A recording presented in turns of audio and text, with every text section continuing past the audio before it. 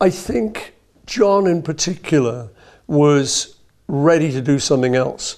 And when Yoko came along, part of her attraction, I think, was the sort of avant-garde side of things, which she was famous for and still is.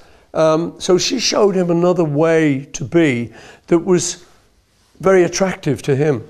And I could see that, you know, she's just sort of said, well, no, look, you know, how about this? Don't you like this? Are you just a rock and roller? And so I think it was time for John certainly to leave. It was a bit of a shock to all of us. He just announced it, oh, you know, I'm leaving the group. We all said, oh, are you sure about that? And we tried to keep it together, but he was definitely going to leave. So that was basically what did it. But I think in a way, then we realized that we'd come full circle. We'd kind of done everything we wanted to do.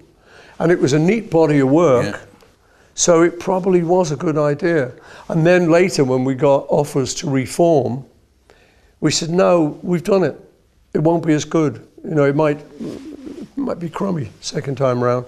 So in actual fact, it wasn't that bad a thing. It was a shock at the time. You've never really blamed Yoko for the breakup, as a lot of people did, have you? No, I think, you know, at the beginning it was difficult because she would sit in on sessions. And you'd have to try and get your mind around this. You have to think, well, wait a minute, John's in love with this woman. This is not an ordinary relationship. She's not an ordinary woman. You've got to admit that. And if she wants to sit in on the session, it's something that we wouldn't have done. Our girlfriends or wives wouldn't have done that. And it was an unspoken rule that you wouldn't sit in on the session. So Yoko was doing it. So I think it created uncomfortable moments, but she certainly didn't break the group up. The group was breaking up, and I think she attracted John so much to another way of life that he then went on to do very successfully and had a sort of second part to his career, writing things like Imagine and doing Give Peace a Chance. I don't think he would have done that without Yoko.